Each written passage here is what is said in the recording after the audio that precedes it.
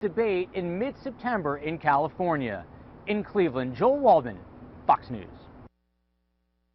All right, Joel, thank you very much. Joining us this morning with local reaction to last night's debate is Chad Louie with the Kern County Republican Central Committee. Chad, good morning. Thanks so much for being with us.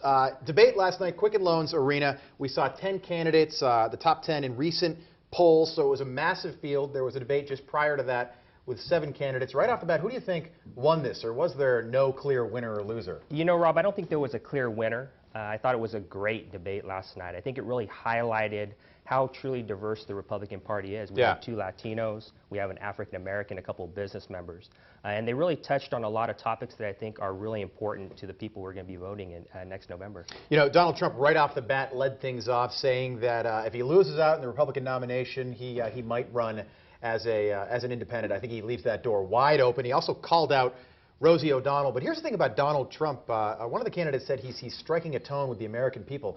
And I've got to agree. I hear him speak, and I'm looking at Donald Trump saying, geez, Donald Trump, really? But I am liking some of the things that he's saying, and I think that's a sentiment among many Americans right now. I think you're absolutely right, Rob. I think that he's really resonating with a lot of people. And no matter how you think about Donald Trump, whether you like his tone, whether you like the way he comes across, I think he's really good for everyone. He's getting the discussion started. Yeah. He's getting a lot of people to watch the debate. I think last night was probably one of the most watched primaries that we've had in the history of primaries. Ever. I did see something trending on Twitter last night asking for Mitt Romney to come back and run.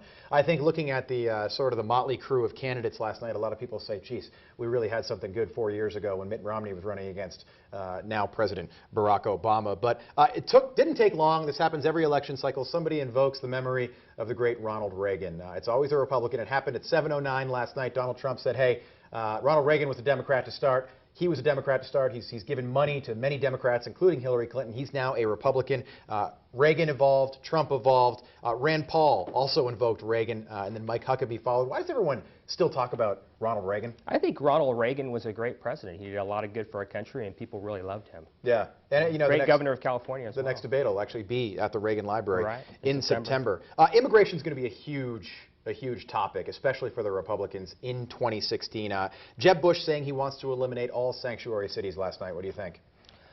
You know, I think Jeb Bush is talking about sanctuary cities because of what happened with Kate, what happened with the homicide that happened earlier this year. And I know there's some legislation coming through where they're talking about giving people 5-year prison commitments for coming back across the border, as well as cutting funding for sanctuary cities. I think that probably makes sense. Yeah, what did you think about John Kasich last night? Of course, he's the Ohio governor, so he had a little bit of a home court advantage last night, you know, having the debate in the home of LeBron James. Did that help him last night? I think it absolutely did. I think it absolutely did. And I think you could tell from the crowd. The crowd really was responsive to his answers and to the way he appeared on stage. I'll tell you what, leave it to Fox News to have a debate like that where the crowd is cheering like that. Facebook was also involved. Chad, we really appreciate your time. Any early favorites? Who do you think comes out of this one looking the best? You know, it's a little early. I liked a lot of what all the candidates had to say. I know we have a lot of debates coming down in the future.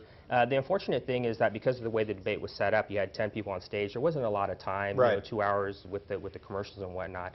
But yeah, Ben Carson even called that out. He was like, "Oh, it's good to be heard from again. I didn't know if I was going to get any more time," when he was talking to Megyn Kelly. Yeah, several candidates said that. And there was a lot of key issues that were talked about. But not all the candidates got to address each of those issues. And I think that's going to be important as we move into the future to hear from each of the candidates on all of those hot topic issues. Quickly, Chad, I did a little bit of research. I was just wondering when the last time was that we had a businessman actually in the White House. So get this.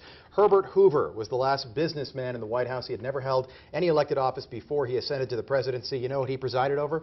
The Great Depression. Oh, wow. And with the Republicans this time around, we have 3 people who are not establishment politicians, Carly Fiorina, Trump, and then Ben Carson. Yeah, so it'll be interesting to see. That doesn't bode well for them if memory, if people remember that sort of thing. But that is Chad Louie. We appreciate your time. Thank